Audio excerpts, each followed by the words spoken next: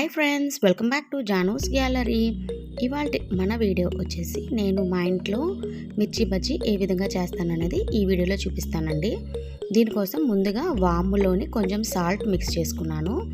And వాము మరియు salt mix చేసుకున్న తర్వాత అందులోకి కొంచెం చింతపండు గుజ్జు అనేది వేసుకుంటున్నానండి. చూసారు కదా, ఈ విధంగా తిక్కుగానే కలుపుకోవాలండి. ఇది మాత్రం మనం వాము, చింతపండు పేస్ట్ మరియు సాల్ట్, ఇవి 3 ఐటమ్స్ కూడా ఇక్కడ చూపిస్తున్న విధంగా బాగా మిక్స్ చేసుకున్న తర్వాత చూసారా, ఇక్కడ మనం పచ్చిమిర్చిని ఇక్కడ చూపిస్తున్న విధంగా ఈ విధంగా కట్ చేసుకొని అందులోకి ఈ స్టఫింగ్ అనేది పెట్టేసుకోవాలండి. చింతపండు, ఉప్పు మరియు వాము కలిపి పెట్టుకున్న మిశ్రమాన్ని మనం ఇక్కడ చూపిస్తున్నట్లుగా చూసారు కదా, పచ్చిమిర్చిని ఈ విధంగా కట్ చేసుకుని దీనిలోకి ఈ స్టఫింగ్ అనేది పెట్టేసుకోవాలి. నేను ఇదే విధంగానే అన్ని మిర్చీలకు కూడా ఇలాగే స్టఫ్ చేసుకుని పెట్టుకున్నానండి.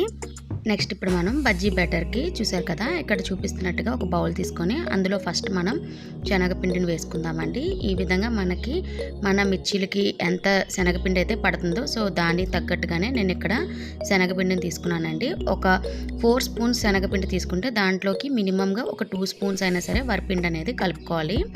ఈ విధంగా శనగపిండి, వరిపిండి అండ్ ఇందులో నెక్స్ట్ ఇప్పుడు నేను వామ్ అనేది లైట్గా వేసుకుంటున్నానండి. శనగపిండి కంపల్సరీగా వామ్ అనేది పడాలి. నెక్స్ట్ సాల్ట్ యాడ్ చేసుకుంటున్నాను. సాల్ట్ వేసుకున్న తర్వాత చిటికెడు మనం తినే సోడా కూడా వేసుకోవాలండి.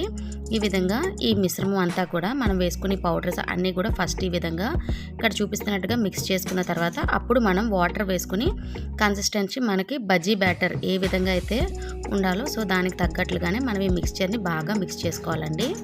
ఇక్కడ నేను చూపిస్తున్నాను చూడండి, కొంచెం కొంచెంగా వాటర్ యాడ్ చేసుకుంటూ మనం ఈ మిక్స్చర్ని ఇక్కడ చూపిస్తున్నట్లుగా కలుపుకోవాలి. ఈ విధంగా కలుపుకున్న తర్వాత ఇప్పుడు ఆల్రెడీ మనం స్టఫ్ చేసి పెట్టుకున్నాం చూసారా, ఆయిల్ హీట్ వచ్చేసిందండి. ఆయిల్ పెట్టుకున్నాను. ఆయిల్ హీట్ ఎక్కిపోయిన తర్వాత ఇక్కడ చూపిస్తున్నట్లుగా ఈ బజ్జీని ఇక్కడ చూపిస్తున్నట్లుగా చూసారు కదా, ఈ విధంగా మనం శనగపిండిలో ఉంచి ఇక్కడ చూపిస్తున్నట్లుగా బజ్జీలు అనేది వేసేసుకోవాలి. ఇదే విధంగానే నేను అన్నీ వేసేసుకున్నాను. అన్నీ వేసుకున్న తర్వాత కొంచెం బాగా గోల్డెన్ బ్రౌన్ వచ్చేటట్లుగా ఈ విధంగా ఫ్రై చేసుకోవాలి. ఫ్రై చేసేసుకున్న తర్వాత అన్నీ కూడా మనము సర్వింగ్ ప్లేట్లోకి తీసేసుకోవడమేనండి. మీరు ఆనియన్స్ అవి తినేవారైతే ఆనియన్స్ అవి కూడా స్టఫ్ చేసుకుని వీటిలో పెట్టుకొని తినొచ్చండి. అండ్ నేనైతే ఈ విధంగా సింపుల్ అండ్ ఈజీగా మా ఇంట్లో మిర్చి బజ్జీ అయితే చేస్తున్నాను. మేమైతే ఆనియన్స్ అవి ఏమీ పెట్టుకోలేదు.